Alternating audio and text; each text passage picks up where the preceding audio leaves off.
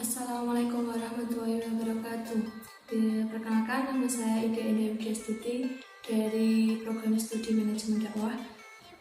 Di sini saya akan membuat tugas dari mata kuliah sistem informasi. Di sini saya akan menerangkan tentang materi perkuliahan saya yang berjudul optimalisasi dakwah melalui peran organisasi dan lembaga. Poin-poin yang akan saya bahas dalam video kali ini yaitu pertama visi baru dakwah, kemudian visi dakwah rahmatan lil alamin, kemudian yang ketiga pengaruh dakwah pada peradaban, yang terakhir yaitu perkembangan dakwah di dunia. Yang pertama yaitu visi baru dakwah. Sudah kita ketahui bahwa tujuan dari dakwah yaitu untuk mengajak seseorang ke dalam kebaikan. Dalam perkembangan teknologi ini, Islam tidak hanya dituntut untuk dapat menyesuaikan dengan perkembangan yang ada, namun juga harus dapat memanfaatkan segala perkembangan yang ada sebagai sebuah peluang untuk mengembangkan agama Islam. Yang kedua yaitu visi dakwah rahmatan lil alamin, yaitu kebutuhan agama untuk mewujudkan konsep Islam rahmatan lil alamin, yaitu terciptanya rahmat bagi seluruh alam.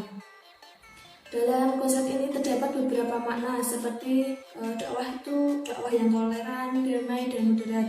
Oleh karena itu dakwah harus dilakukan dengan cara yang baik dan damai, sebagaimana tujuan dakwah itu sendiri. Yang ketiga yaitu pengaruh dakwah pada peradaban. Salah satu peranan dakwah adalah mempengaruhi masyarakat untuk menyukai dan menjalankan ajaran-ajaran Islam dan meninggalkan perkara yang buruk. Dengan hal itu maka akan tercipta masyarakat yang berkehidupan baik dan ideal, sehingga keadaan masyarakat Islam pada zaman Nabi Muhammad SAW karena kehadiran dan peran dakwah tidak hanya menjelaskan perihal tentang ibadah saja, namun juga mengajarkan bagaimana hidup dalam bermasyarakat dan bernegara. Yang keempat yaitu perkembangan dakwah Islam di dunia. Di sini yang akan saya bahas yaitu di negara Arab, di wilayah Arab, Asia, dan Eropa. Perkembangan dakwah di wilayah Arab pertama dilakukan oleh Rasulullah SAW dengan cara sembunyi-sembunyi dan terang-terangan.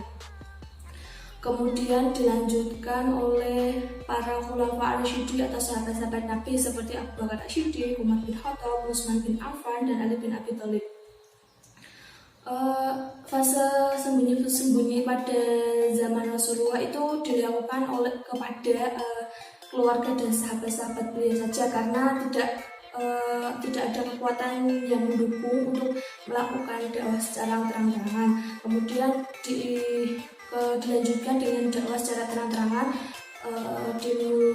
dengan langsung ke para sahabat-sahabat, yaitu sudah diterangkan dalam surat Al-Hijr ayat 94. Kemudian ada dakwah masa khulafa ar-rasyidin atau sahabat Nabi itu yang seperti pada masa Abu Bakar As-Siddiq. Abu Bakar As-Siddiq merupakan salah satu sahabat yang tanpa ragu mengikuti Rasulullah ketika beliau mengenalkan Islam.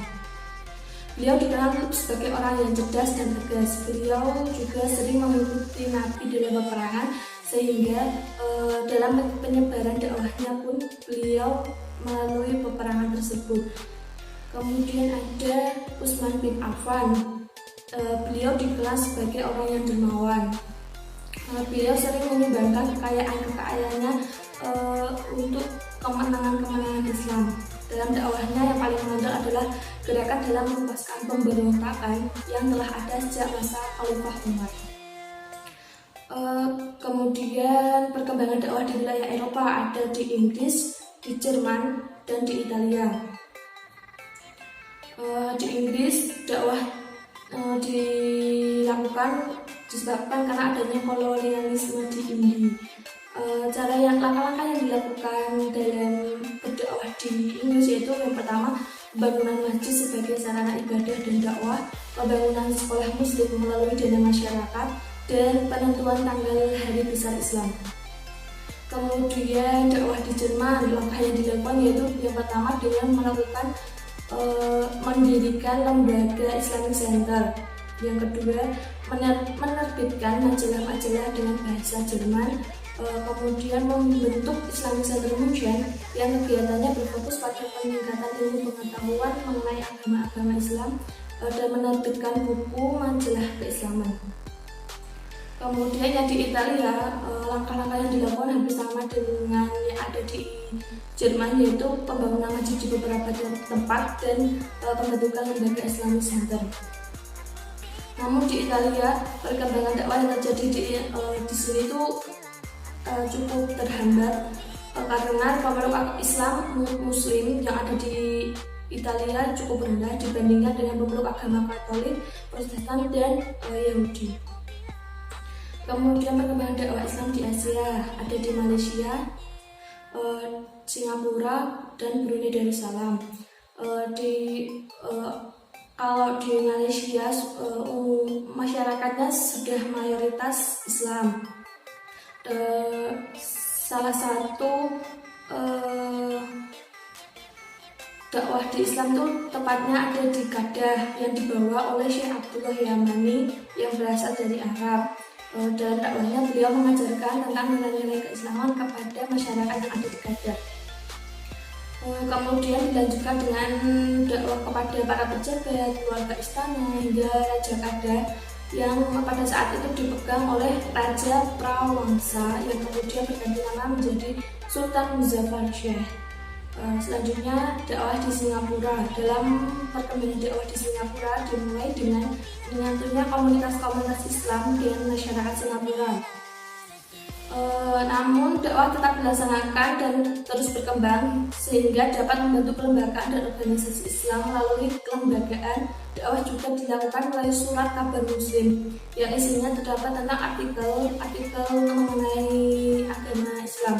Dengan adanya surat kabar dan artikel ini, hal tersebut memberikan informasi baru bagi masyarakat Muslim di Singapura yang ada pada akhirnya mengembangkan pemikiran-pemikiran yang baru. Kemudian yang terakhir yaitu dakwah di Brunei Darussalam. Brunei Darussalam merupakan negara yang bersendikan Islam dengan aliran Ahlussunnah wal Jamaah. Dapat dikatakan bahwa Brunei Darussalam merupakan salah satu negara yang menjadikan Islam sebagai dasar negaranya.